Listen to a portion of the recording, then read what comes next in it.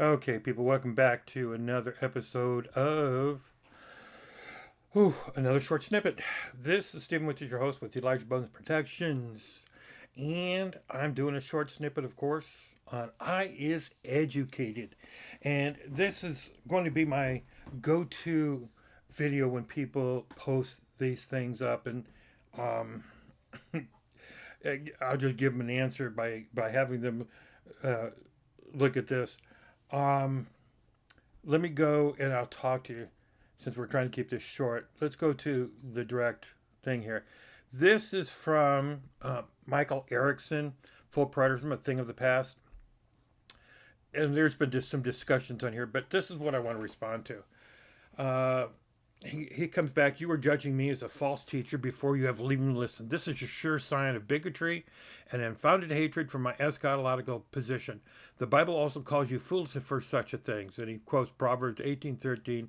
Whoever answers before listening is both foolish and shameful, as if that applies to eschatology, of course. And, you're just being ripped out of context to support his idea. But what did Paul say about false teaching? Don't even listen to them. Don't give them a platform. Don't even let them talk. People like Hymenaeus Philetus, who err thinking that the resurrection is past. Yeah, no, don't have anything. He goes, and you have great confidence in your education as the Pharisees did with Jesus. And we know how that turned out. What happened with him back then proves the education and even knowing the languages inside and out can't guarantee that you actually understand or even know the Word of God. Uneducated prophets in Israel's history put to shame the experts who thought they had a firm grasp on God's truth, and they didn't need permission to teach or speak from those experts. Those of God's actual spirit of truth don't fear men like you. Uneducated prophets. Ay, ay, ay.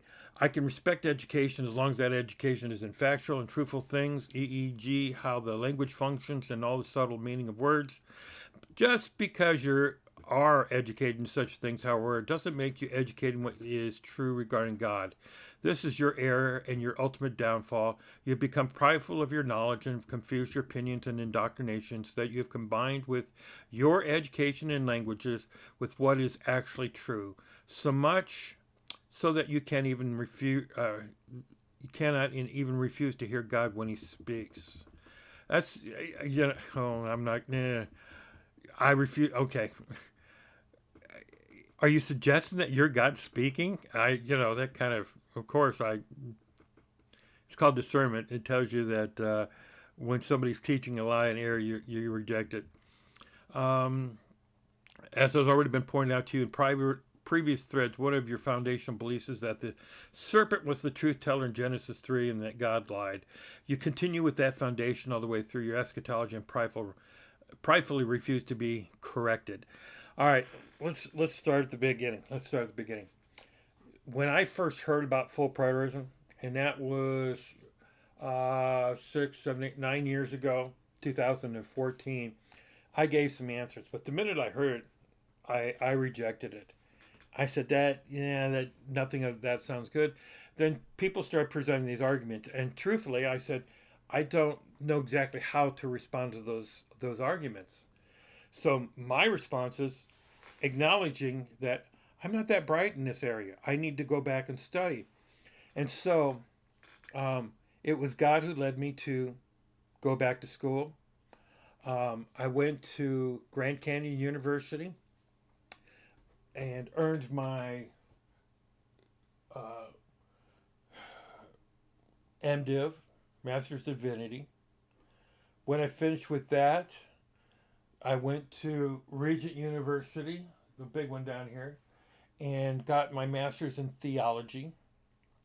And then the top one up there, I'm kind of pointing to it. I hope the camera picks that up. Or maybe I should just do this. Let's just go back to this. There. See. Okay. So that top what right there. That's it. That's my PhD from Amridge University Church of Christ in New Testament theology. which focuses first a lot on the languages and does those kind of things. So I studied. I studied and I studied and I studied the languages, everything about it. Now, why is this not indoctrination? Well, folks, indoctrination is like you get indoctrinated to communism, you get indoctrinated to um, Mormonism, Jehovah's Witnesses. It means you buy into their system, and that's what you preach and teach is that system. Well, I was raised Pentecostal. Um, I've seen everything. Now, in my ministries, and I was a youth pastor for over 30 years, senior pastor. I've worked as associate pastor. I've had every kind of position in church, from worship leaders to playing music to doing sound to Sunday school director to you name it. I've pretty much done it in the church.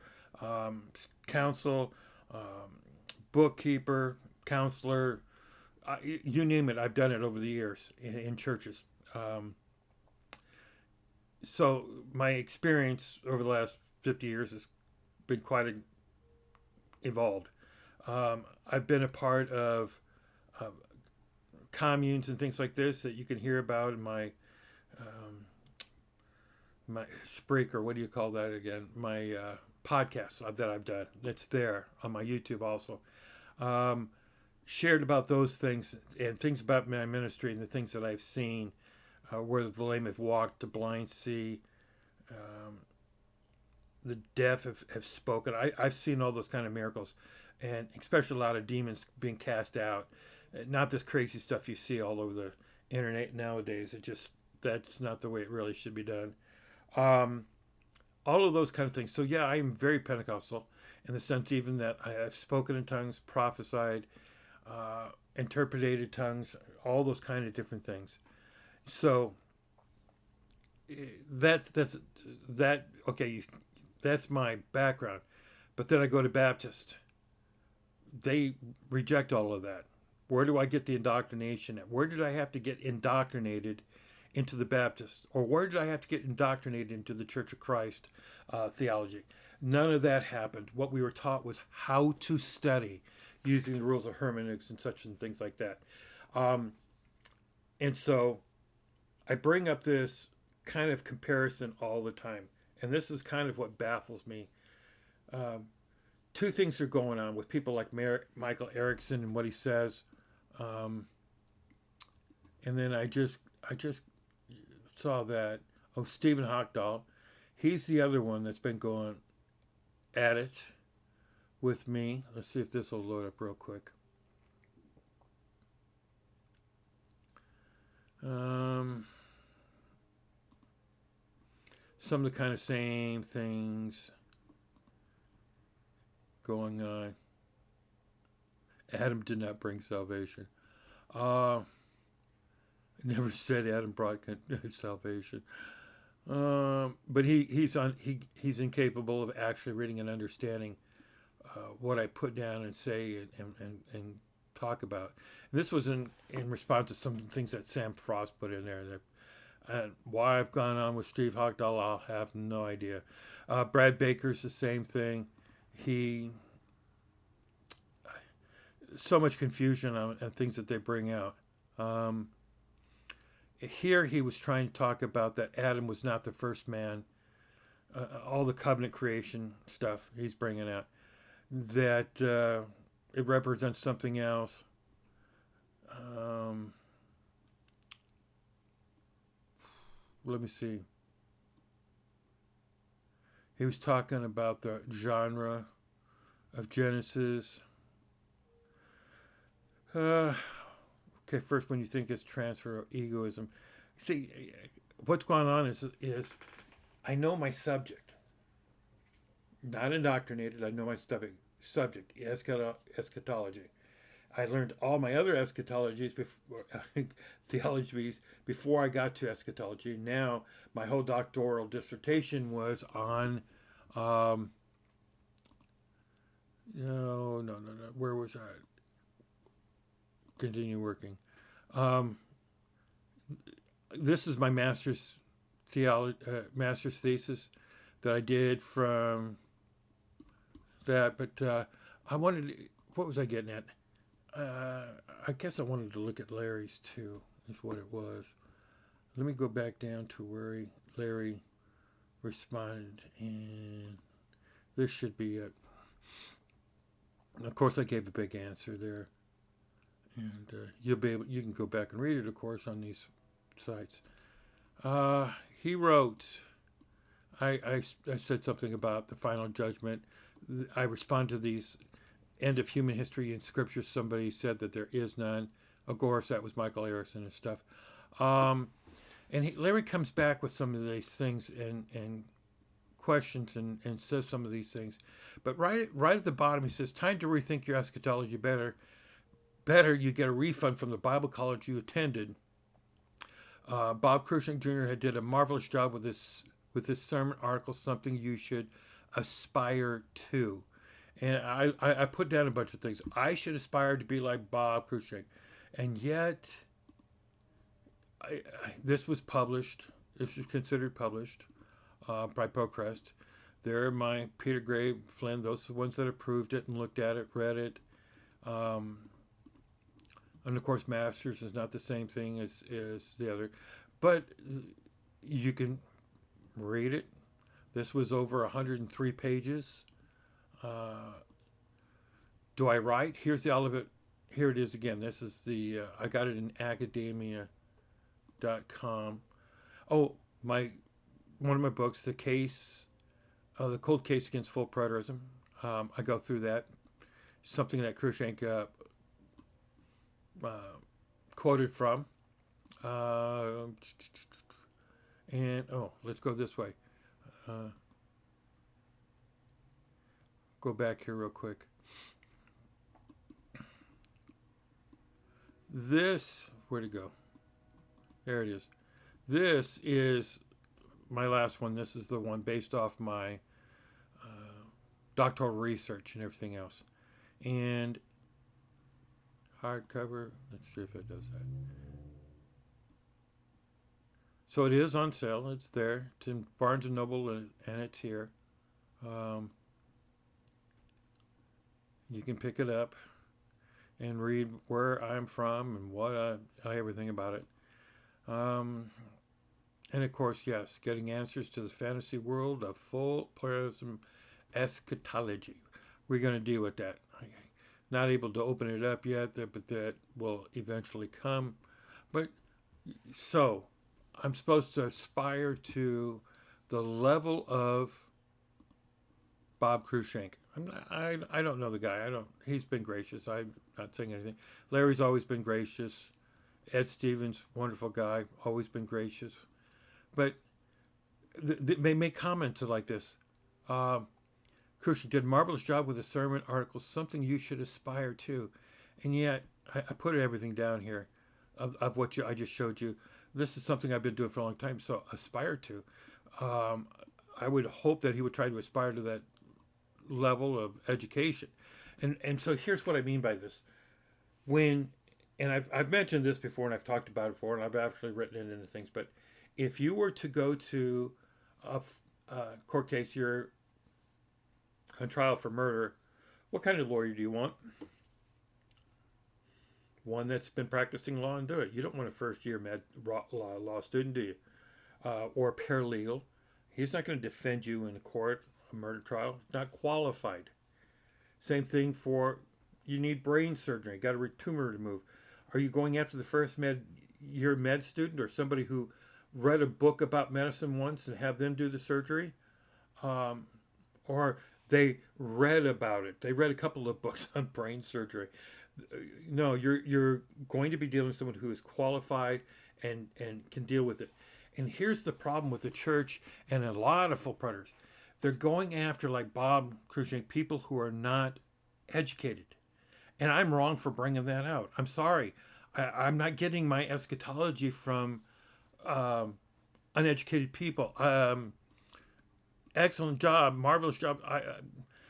We know that there's a different view. Glass half full, half empty. The future says it's half empty, and I'm playing around here. The Full preter says it's half full, right? Two things. Well, not necessarily are they true at the same time. On a glass it is, but your eschatology, we're looking at it from two different perspectives. But see, the scholar, most people claim to have been futurists in the past, but they didn't know their theology any more than most pastors in their, that preach up in the church. They don't really study eschatology in the sense of 9 years or something of study in that, learning the languages and all those. They don't do that.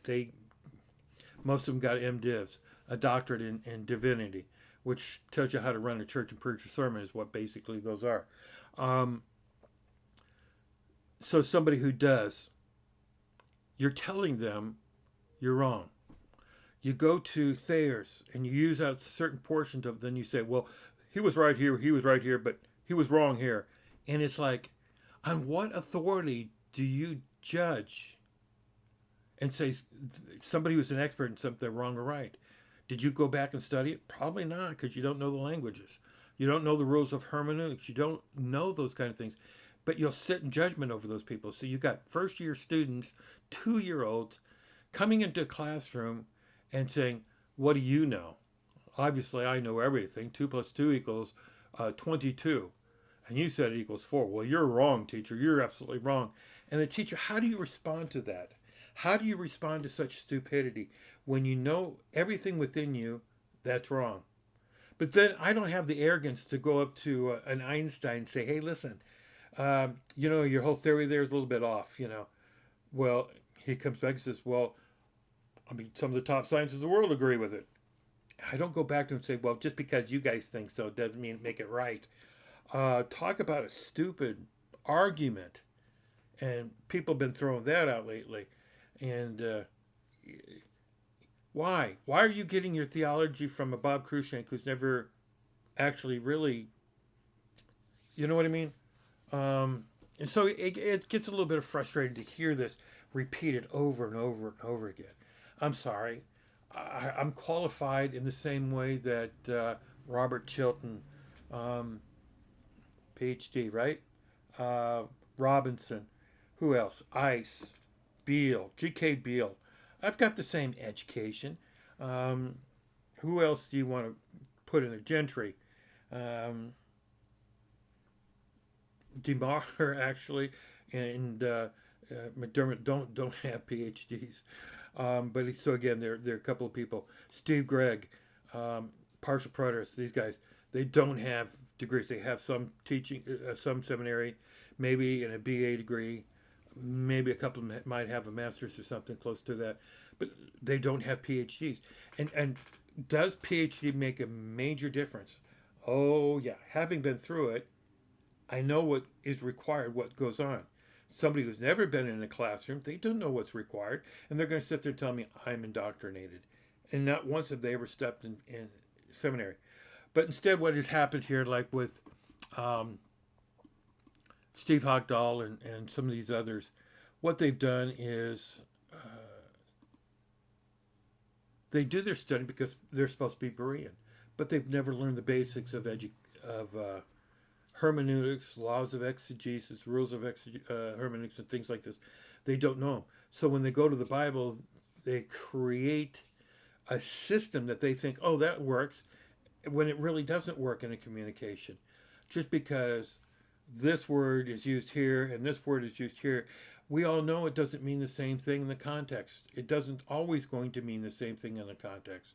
The word mellow, yeah, most of the time it means something that is about to happen. But when a translator, a Greek translator says, instead of saying about to, puts it in there as sure to happen, there will be a resurrection of the dead and blood. Paul was saying in that Acts, there will be. He didn't say there's about to be. He said it's sure to. But see, it's based on the grammar, the two words there.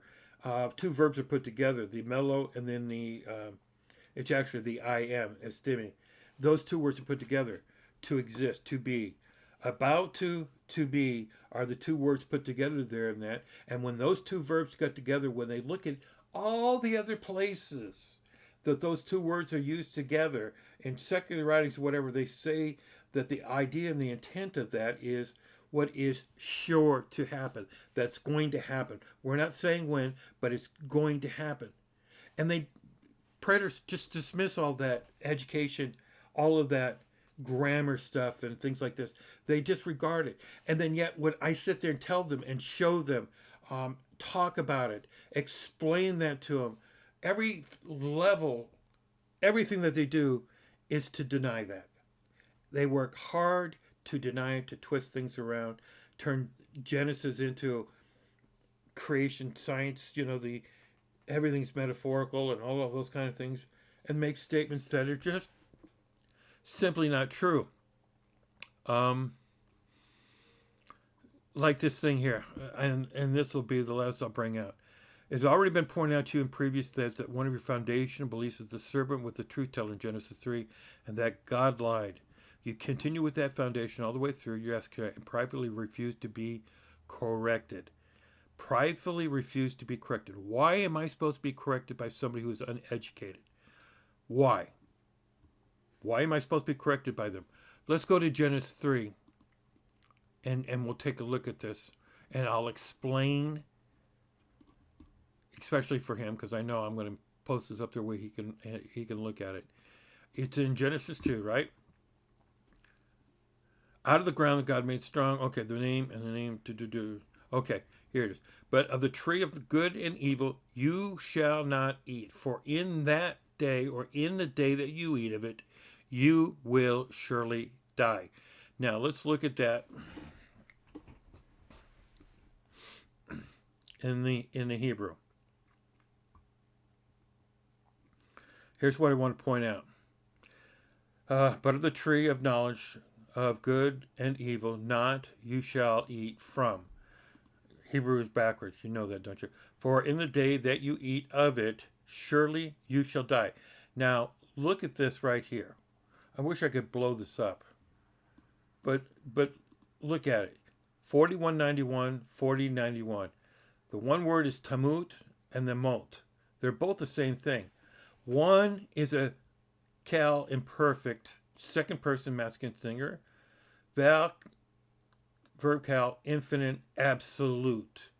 Infinite, so surely this is going to happen. There's no doubt about it. What's going to happen? But what does both words mean? That's the way you shall die surely. What is it really? That's the way they've translated into English. But let's look at the two words. Mut, to die. There it is. Genesis 2:17. You shall surely die. See, it's used both times in that. It's a primitive word, means to be death, to be put to death. One, die of natural other causes. Die as a penalty, to be put to death. Do we have Genesis listed here? No. But all the other ones, inflicted by God. What? Let me see. Exodus 11:15. Let's see if that was one of them I was looking at. Oh. And the firstborn, all the firstborn of Pharaoh sits on the throne, even to the firstborn who is behind the hand, all the firstborn of the animals, and shall die. Umet. Nope, that's not the one I'm thinking of. They're going to die. Die is a penalty. And, well, inflicted by God. Come on, you can, there you go. Absolute, elsewhere, accusative of killing men in personal combat by authority special cap, subject by inflicting penalty. Absolute. That means you're inflicting, you will die. Of animals killing men, bring to a premature death. Capital punishment, and I think this is the one I'm looking for. Capital punishment. Shall be put to death its owner, Shamut. Shall be stoned with the ox who has been killed and all that. But you don't see those moot to moot. That's what I'm looking for. I'm just looking at a couple other things, but the idea is to be put to death. It is a punishment. It's several of those things, right? Okay. So now, um, let's see. And I'm going through here. 50 dies and he died. Um, you are a dead man. Oh, here it is. Okay, this is the one I want to bring out. This story right here. It uses the exact same language right there. See that verse 7? You shall surely die. Let's look at it in the Hebrew.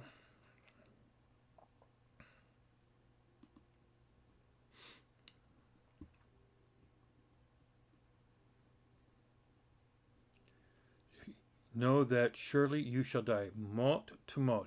The exact same phrase as the other one, correct? It's exactly so that. Look at the story. Genesis 27. What's the idea that's getting across? It's the same exact language. Therefore, do not let you touch it now. Then return the man's wife, for he is a prophet, so that he will pray for you, and you shall live. But if you do not return, know that you shall surely one day die. No. You will spiritually die. No. That you shall surely die, you and all who are yours. It means capital punishment. It means to be put to death. So if you do that, you will be put to death. That is the meaning. So look at it. Of the tree of knowledge of good and evil, that from the day that you eat of it, you will be put to death. You will surely die a death. You will. That's the punishment. If you do this, this is what will happen to you. It's considered a punishment. Correct? Okay. So Adam and Eve eat it. Right? Talks about. Oh, God knows. Okay. We may eat of the fruit in the green, but you not eat of the fruit and miss God. Neither shall you touch it. But the serpent said to the woman, you will not surely die. For God knows that when you eat of it, your eyes will be opened, and you will be like God, knowing good and evil.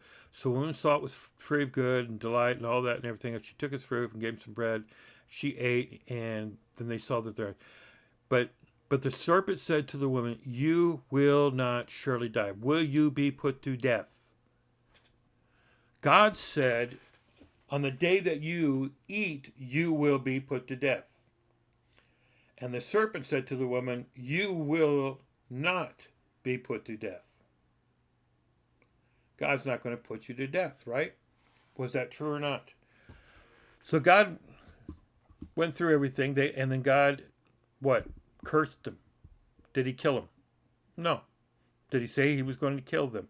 Yes. But did he? No. So was Satan correct? Yes. So why is it that God didn't put him to death? Why? And the reason why when he said he would. We'll get that spit out there. And the Lord God made for Adam and his wife garments of skins and clothed them. People, the Bible doesn't give us every detail of everything, does it? But if animals died, what do we know about scriptures and what do we know about later? Without the shedding of blood, there is no remission of sins. The sacrificial system is what? Animals dying in the place of. When you commit a sin, you kill a sheep. That way the animal dies in your place. To represent Jesus would be the one dying in your place. So, did God institute the sacrificial system right there? You bet. Do you find Larry, Don, any of those people acknowledging that? Or even talking about it? You listen to his books, you read all through everything that Preston says. Will he sit there and talk about the Lord God made for Adam and his wife garments of skins and clothe them? No. Instead, you'll hear arguments why. Well, they were naked, so they had to be covered up. That didn't mean anything. Well, then God should have killed them. Because you shall surely die means to be killed as a punishment. The consequence of their sin was they were to return to dust. So they're going to die one day. And that's the other silly argument. Well, see, death was in the garden already. No, it wasn't. Nobody was going to die. Nobody was made to die. Um, you don't pronounce a curse on somebody. Say, hey, one day at the end of your life you're going to die, when you already were going to die. So their status was not mortal; they were immortal. Because of sin, the consequences of that was put on their. They became mortal. They were now subject to die at the end of their lives. That is a punishment. I did a video on that with Don Preston. You can see that, giving him an answer. But there's why. And so I explain all of this. And I've done this to Michael. But you see, he can point out to you previous threads. One of your foundation beliefs that the serpent was the truth teller in Genesis 3. And he was. Was Adam killed for what he did? No. The animal killed in his place. Mercy. That is God's mercy. And that God lied. God didn't lie. He said he would kill him. He didn't lie. But he offered mercy. See, that's the character of God. Here's the judgment, but I will have mercy on who I will have mercy. But he's not allowed to. In other words, there's got to be this dichotomy of, he lied. No, no, you lied. And that's the problem. That's just one simple problem where they're not able to think through or acknowledge scriptures or deal with it. And this is the simplest of kind of a doctrine or a theology, you can call it.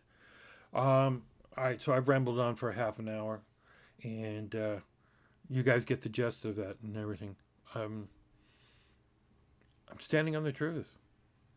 Call me indoctrinated all you want to. Tell me that I'm hurtful and all of those other things. But it's simply a different opinion. But I sought to get an education and get qualified to be able to speak, while these guys here don't even bother and then sit in judgment over somebody. It's just amazing. It's just amazing. All right. We'll get you guys on the backside. Thanks.